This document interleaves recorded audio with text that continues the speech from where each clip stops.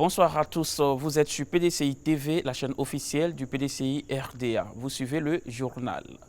La 4e édition des mercredis du PDCI RDA a eu lieu le mercredi 28 août 2019 à l'auditorium de la Maison du Parti à Cocody. Placée sous le thème PDCI RDA face à l'enjeu de la réconciliation de la nation, elle a été animée par l'ambassadeur Jean-Marie Kakou Gervais, vice-président du PDCI RDA.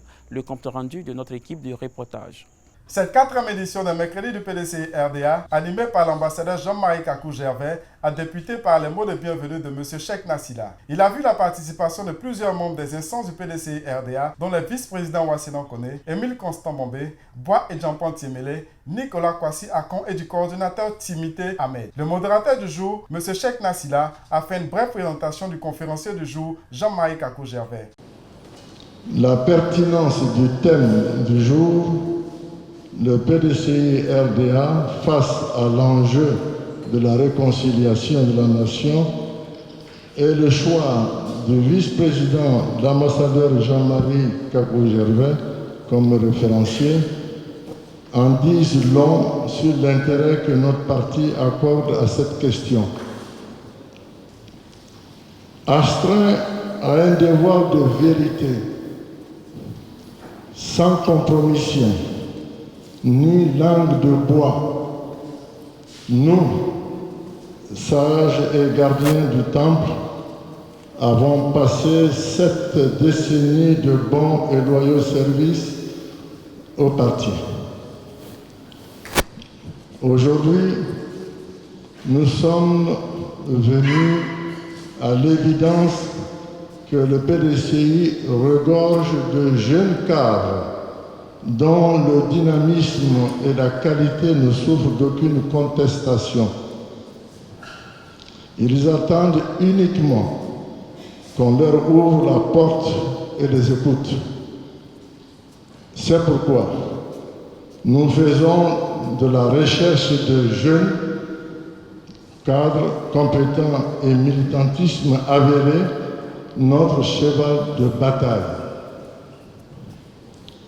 Faisons-leur confiance et arrêtons de les déresponsabiliser et les infantiliser si nous ne voulons pas être frappés par un printemps ivoirien inspiré de celui arabe.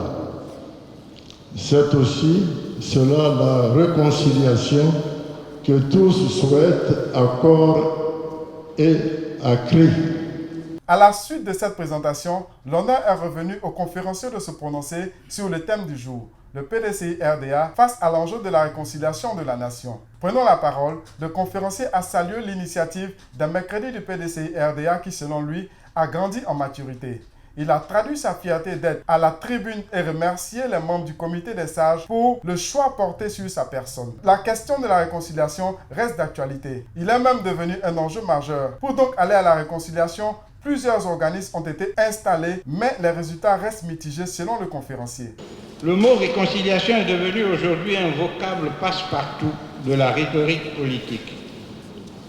On ne compte plus les organes spécifiques créés dans notre pays au nom de la réconciliation nationale, qu'il me soit permis de n'en citer ici que 4. Le Forum pour la réconciliation nationale, la Commission Dialogue, Vérité et Réconciliation CDVR, la Commission nationale pour la réconciliation et l'indemnisation des victimes CONARIV et la Chambre des rois et des chefs traditionnels, etc. Si l'on tient compte du contexte, ces organismes n'ont pas démérité dans leur tentative pour nous réconcilier. Ils ont fait ce qui était possible d'entreprendre. Malheureusement, il semble qu'ils aient laissé les Ivoiriens sur leur faim. Nos compatriotes sont en effet légion pour estimer qu'en matière de réconciliation, rien n'a vraiment changé. Dans la même perspective, Jean-Marie Kakou Gervais dit que la réconciliation, quoique nécessaire, passe par une condition sans laquelle elle ne peut aboutir. Pour lui, elle doit s'inscrire dans le cadre national. Il tente l'approche de la problématique. À cet effet, il rappelle que la crise post-électorale est la résultante des conflits entre deux partis politiques, apparemment irréconciliables, incarnés par les leaders respectifs. La réconciliation n'est donc pas le fait du peuple ou de la société. L'exigence d'une réconciliation est d'une nécessité dont personne ne saurait contester l'importance dans un pays qui aspire à la concorde, à la paix sociale et au progrès. Depuis la fin de la crise post-électorale, le discours dominant affirme avec force son désir de réconciliation. Pour autant, tout va-t-il de soi simplement parce que nous aspirons à la réconciliation et que cette vision partagée est acquise? La réponse est simple. Les tentatives engagées et les méthodes pour réconcilier les Ivoiriens ont toutes péché pour avoir oublié que la réconciliation ne peut ni être l'œuvre d'une institution, ni être décrétée. Elle ne peut être que le résultat d'une maturation dans un cadre national qui ferait de la justice et de l'équité les socles d'un élan national sous la conduite de responsables à la légitimité reconnue et incontestée. Souvenons-nous, la crise post-électorale est issue du conflit entre deux formations politiques apparemment irréconciliables, avec à leur tête deux leaders qui n'ont jamais été réunis pour mettre fin à leur dissension. L'un étant devenu président de la République et l'autre ayant été emmené en prison à La Haye. C'est en cela que se trouve réunie la problématique de la réconciliation en Côte d'Ivoire. Essayons d'en examiner les facteurs. Quelle est la problématique de la réconciliation en Côte d'Ivoire? Pour certains, la réconciliation n'est possible que si l'on remonte aux sources des dissensions nées dans les années 90, à l'avènement du multipartisme, pour faire l'inventaire de toutes nos frustrations, nos amertumes et ressentiments. Pour d'autres, il doit être procédé à la réhabilitation des vertus ancestrales et traditionnelles pour restaurer les codes et les principes sociaux tels que l'humilité, la sincérité, la patience et le respect de l'autre. Aucune temporalité n'est fixée à cette proposition qui renvoie implicitement la réconciliation en Côte d'Ivoire au calendrier grec, telle une chimère. Les politiques sont partie prenante essentiellement dans la réconciliation parce qu'ils sont l'incarnation du peuple. Il est donc impossible de prétendre réconcilier le peuple ivoirien avant ses leaders, ainsi le conférencier du jour. Cette réconciliation, tant recherchée, a-t-il poursuivi à un coût qui n'est ni matériel ni financier? C'est à travers les leaders légitimes que les peuples se reconnaissent, s'identifient et se projettent. Il est donc impossible de prétendre réconcilier le peuple ivoirien avant ses leaders. Vouloir réconcilier la société ivoirienne avec elle-même en laissant à l'écart les protagonistes de la crise post-électorale, c'est aller à l'échec.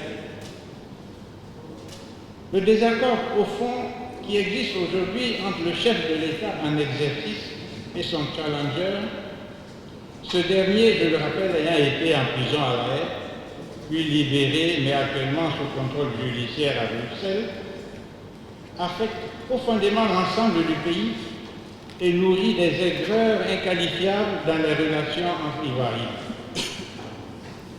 À ces aigreurs, comme s'il n'y en avait déjà pas assez, sont venues s'ajouter les dissensions profondes entre notre parti et le RHDP unifié à la suite des tentatives inimaginables pour dissoudre le PDCI-RDA, tentatives suscitées par le parti au pouvoir.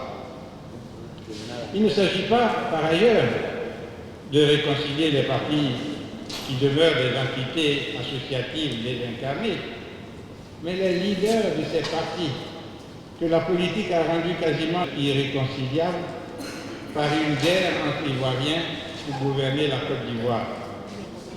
C'est évidemment à partir d'eux que la réconciliation des Ivoiriens sera assurée, à condition toutefois qu'ils consentent à se lever au nom de la paix et de l'unité du pays, au-dessus des contingences qui les divisent. De leur part, c'est le prix à payer, car chacun sait la réconciliation a un coût, et ce coût, il n'est ni matériel ni financier.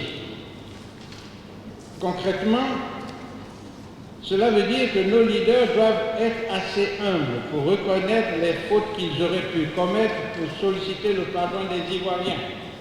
L'ambassadeur Jean-Marie Kakou-Gervais a d'ailleurs cité en exemple la rencontre historique entre Bédié et Gbagbo qui participe de la dynamique de la réconciliation. Il regrette l'indifférence affichée par l'exécutif qui a animé la portée. Le conférencier a ensuite fait remarquer que le pouvoir en place, au lieu de s'inscrire dans cette dynamique, préfère explorer d'autres pistes dont celui de l'économie. Ainsi dira-t-il que l'économie ne remplace l'âme d'un pays lorsque celui-ci en a souffert. Jean-Marie Kakou-Gervais s'est demandé avec nostalgie ce qu'aurait fait Félix Houphouët-Boigny dans les circonstances actuelles. C'est sur l'espoir de voir la plateforme proposée par le président Bédié pour réconcilier les Ivoiriens que le conférencier a achevé ses propos.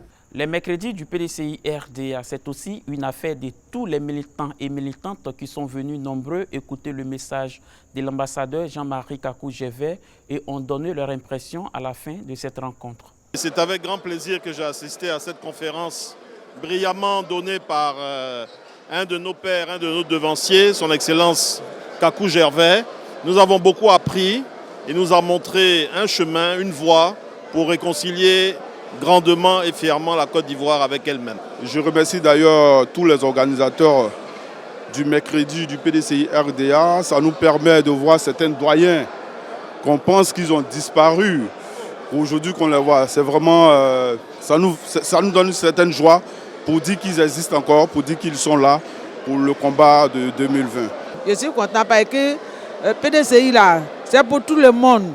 C'est pas quand quelqu'un va dire que je suis ici. Tout le monde n'a qu'à chercher, n'a qu'à venir à PDCI pour prendre PDCI comme avant, comme au Houphouët-Boigny. Mon impression à l'issue de cette conférence est une bonne impression parce que ça nous a permis de comprendre beaucoup de choses sur la notion de la réconciliation en Côte d'Ivoire, le besoin de réconciliation de notre nation et les facteurs qui doivent conduire à la réconciliation. Pourquoi est-ce que la réconciliation ne se sent pas effectivement et comment nous pouvons arriver?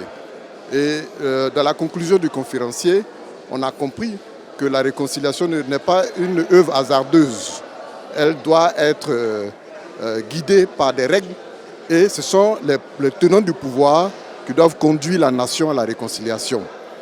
Et le constat fait, on se rend bien compte que les Ivoiriens ont encore des cœurs meurtris et ne sont pas totalement réconciliés. Nous sommes plus divisés que jamais. C'est pourquoi le PDCI est en train de dire à tous les Ivoiriens que le PDCI a les moyens, les capacités de réconcilier les Ivoiriens et les amener à une vie meilleure. D'où la nécessité pour le PDCI de reconquérir le pouvoir d'État afin d'avoir les outils et les moyens de la réconciliation de la nation ivoirienne. Je voudrais que l'on retienne que le PDCI est toujours là, que ce parti qu'on traite de parti dépassé est un parti d'actualité. Car maintenir cette flamme pour les jeunes et leur faire comprendre qu'ils sont dans un parti sérieux, ben ce sont ces conférences-là qui pourront dire qu'il y a une chaîne de génération qui n'est pas rompue. Et cette chaîne ne sera jamais rompue. Et ce thème d'aujourd'hui est un thème d'actualité que tous les Ivoiriens doivent s'approprier. Parce que la réconciliation, c'est pour nous tous. Et il faut qu'on revienne aux fondamentaux de nos coutumes, de nos traditions.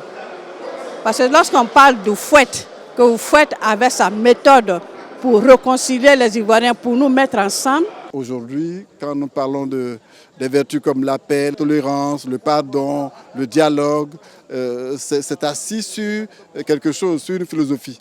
Et quand des sachants, des gens qui ont travaillé avec le président Houphouët-Boigny viennent comme ça à ces genres de rencontres pour exprimer leur expérience et les partager avec nous, c'est toujours bienvenu, on ne peut que les saluer. Et je souhaiterais vous fassiez aussi la promotion nécessaire pour que des jeunes gens, des jeunes militants comprennent que c'est une tribune de formation complémentaire à ce qu'ils savent du PDCI. Et ça, c'est aussi l'appel que moi je voudrais lancer. J'ai participé à la conférence de presse un mercredi du PDCI. J'ai trouvé que cette initiative est très belle et très appréciable car cela fortifie nos jeunes militants, les nouveaux adhérents. Mais j'aimerais qu'on envoie ça dans d'autres villes de l'intérieur, à l'instar des villes comme Bouaké, Yamoussoukro, Korogo, que ce soit dans l'ouest, partout en Côte d'Ivoire pour galvaniser plus nos bases. Aujourd'hui, nous participons, nous, les membres du mouvement Intrépide, au mercredi du PDCI. Avec les sages du PDCI, nous avons écouté les sages, nous avons appris d'eux beaucoup de choses depuis le temps de feu Félix Houphouët-Boigny. Aujourd'hui, nous sommes vraiment armés de toutes ces connaissances pour pouvoir, sur les réseaux sociaux, démontrer que le PDCI est un parti qui est fondé sur la réconciliation, qui a été même l'objet même de ce jour développé par le doyen Gervais Kakou. Je suis venu à cette cérémonie parce que pour nous les jeunes, il est normal d'être au rendez-vous du recevoir, puisque nous sommes venus écouter nos grands-parents qui, eux, ont reçu auprès du président Félix Houphouët-Boigny.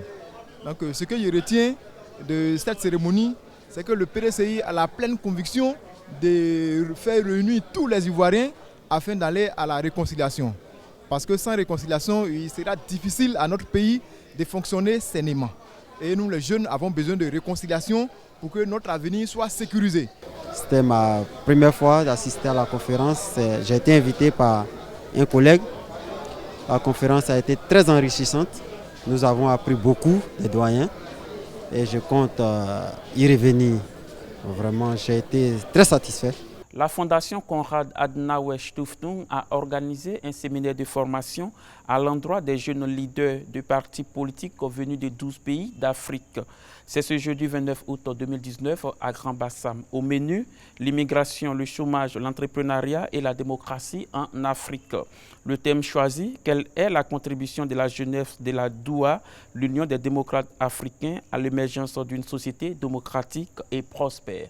C'est une dizaine de jeunes leaders des partis politiques de la droite venus de 12 pays d'Afrique qui s'étaient réunis autour de mademoiselle Edwige Wassa. Elle représente les jeunes de la communauté francophone de la DUA, l'Union des démocrates africains pour la formation politique sur les valeurs idéologiques de la droite conservatrice initiée par les fondateurs Konrad Adenauer. Le thème de cette rencontre, quelle est la contribution de la jeunesse de la DUA à l'émergence d'une société démocratique et prospère? Le mot de bienvenue est revenu à Kabagaté Brahima, secrétaire exécutif chargé de l'encadrement des jeunes du PDCI RDA. Dans son allocution, il a salué le rôle important de la Fondation Konrad Adenauer Stiftung dans la promotion des leaders démocratiques en Afrique francophone. Il a aussi rappelé les actions déjà effectuées par la Fondation Konrad Adenauer à l'endroit du PDCI RDA. Je voudrais traduire ici la gratitude et les sincères remerciements du président du PDCI RDA, son Excellence Henri Konan Bédié, aux responsables de la Fondation Konrad Adenauer pour le choix de la Côte d'Ivoire, ce qui traduit, si besoin en était encore, de l'excellence des relations de collaboration du PDCI RDA avec la Fondation Konrad Adenauer.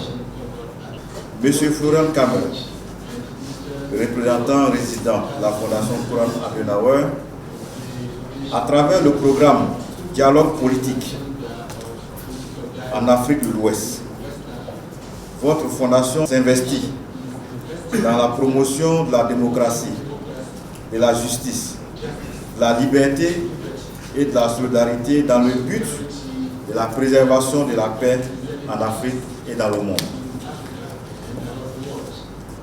De même, la Fondation Konrad Adenauer apporte une contribution très significative à l'encouragement de la démocratie, de l'état de droit et de l'économie sociale des marchés.